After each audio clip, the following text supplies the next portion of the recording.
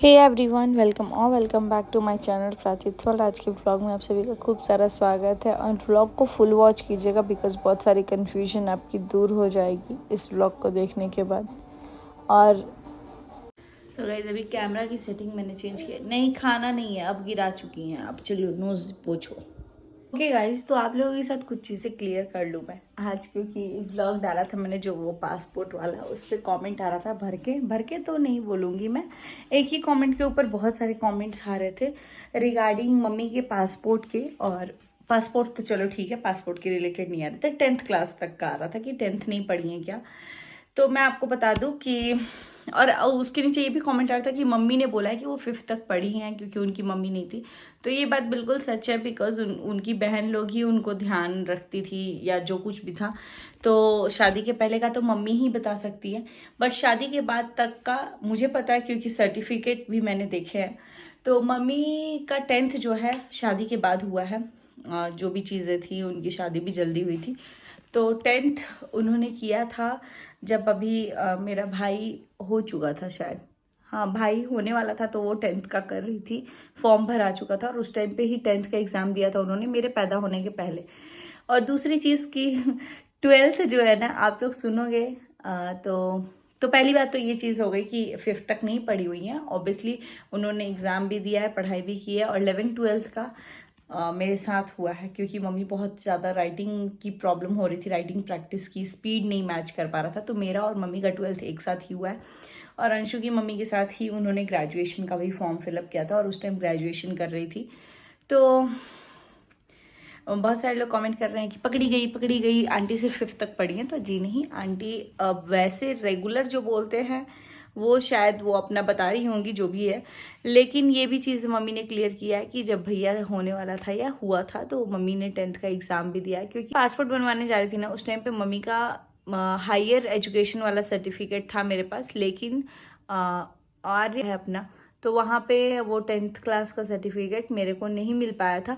तो मैं नहीं ले गई थी क्योंकि तब मैं प्रेग्नेंट थी और मैं बहुत जल्दीबाजी में की थी और मेरा डेट आ गया था पासपोर्ट का। मेरा और मम्मी का पासपोर्ट मैंने एक ही साथ अप्लाई किया था। और उसके बाद से उस वाले पे मम्मी का जब रिपोर्टिंग आया ना, तो मम्मी का वो डॉक्यूमेंट जो वेरीफाई हो रहा था, तो उस टाइम पे मेरे पास वो डॉक्यूमेंट नहीं था जब मैं गई थी। तो मैंने बोला कि मम्मी आके खुद कराएंगे। तो जब मम्मी गई ना तो मम्मी अपना डायरेक्ट पटना से ही बनवा ली, सिवान में वेरीफाई नहीं हुआ उनका और डायरेक्ट पटना में करना पड़ा। तो वो पापा मम्मी जाकर के किए, तो क्या किए क्या नहीं किया वो अब मुझे नहीं पता, क्योंकि तब तक मेरा पासपोर्ट आ गया था और मेरी बेबी भी हो गई थी और मेरा घर का गृह प्रवेश था, तो मैं आ चुकी थी यहाँ पे।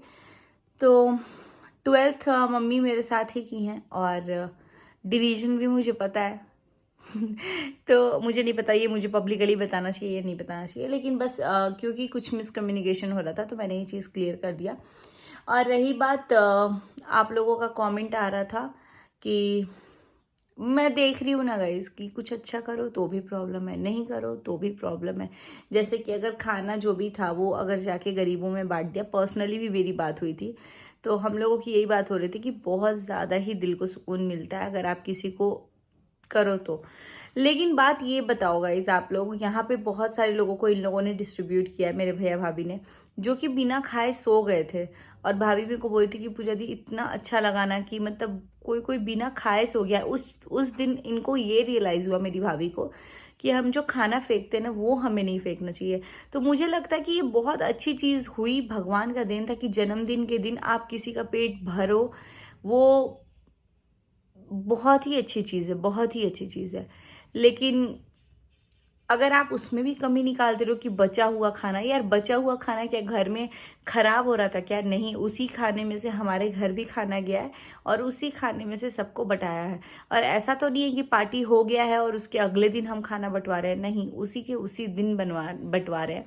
तो इसमें मुझे नहीं लगता किसी को प्रॉब्लम होनी चाहिए, बस खुशी ये होनी चाहिए कि चलो कम से कम किसी का तो पेट भरा। लेकिन नहीं, लोगों को इसमें भी वो है कि बचा हुआ खाना दे दिया, ये दे दिया, वो दे दिया।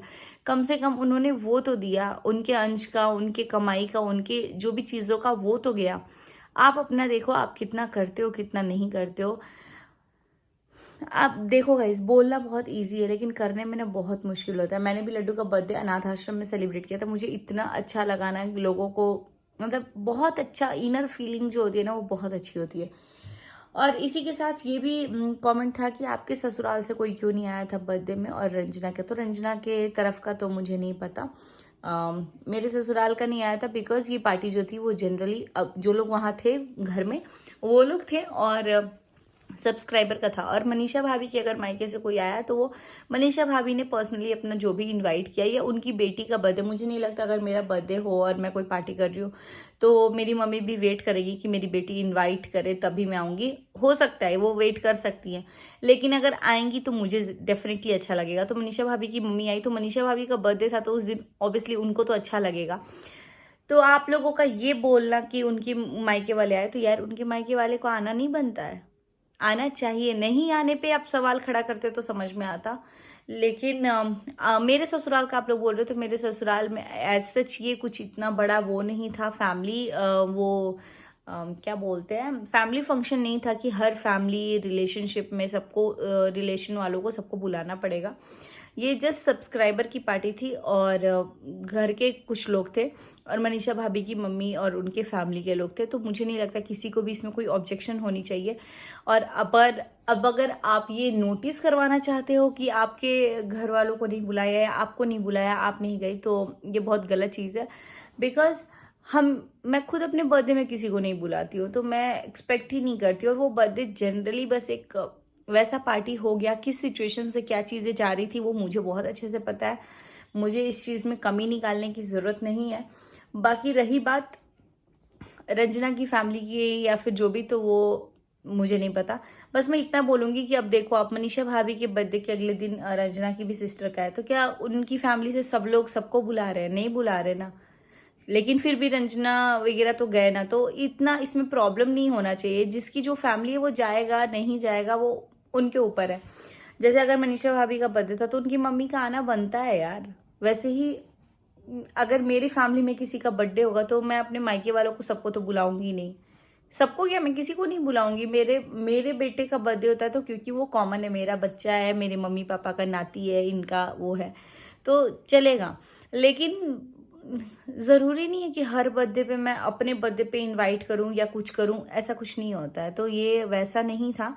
बाकी बुआ मेरी घर के पास रहती हैं और हर चीज़ में उनका आना जाना रहता है, उनको इनविटेशन की भी ज़रूरत नहीं है।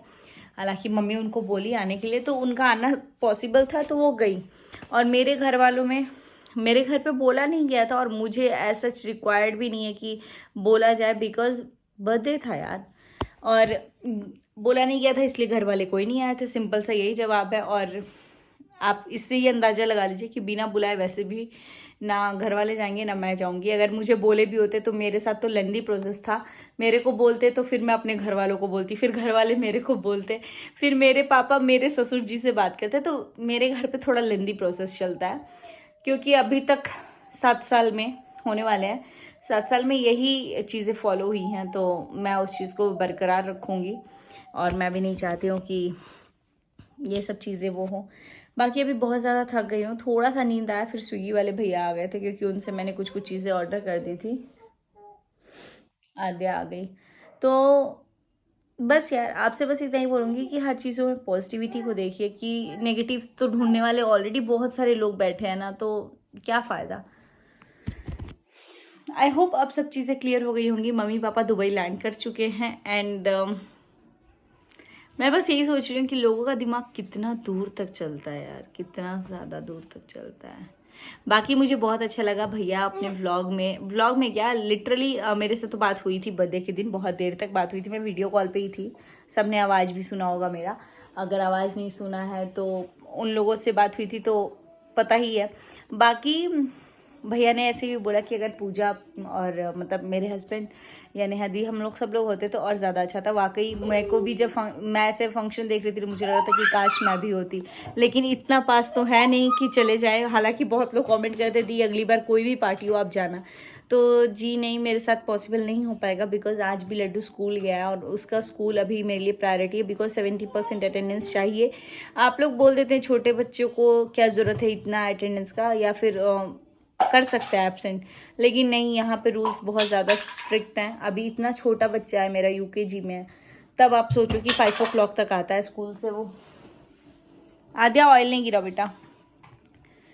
तो बस इसी कुछ चीज़ों के साथ करेंगे व्लॉग का एंड। आई होप चीज़ें आपको क्लियर हो गई होंगी।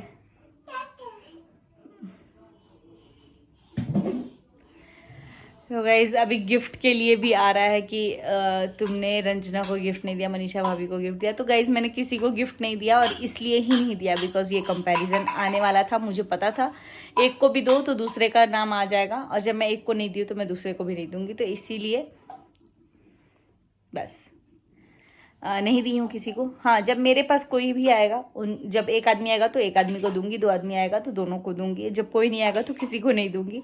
तो बस इतना ही बोलूँगी। चलिए व्लॉग को करते हैं एंड। और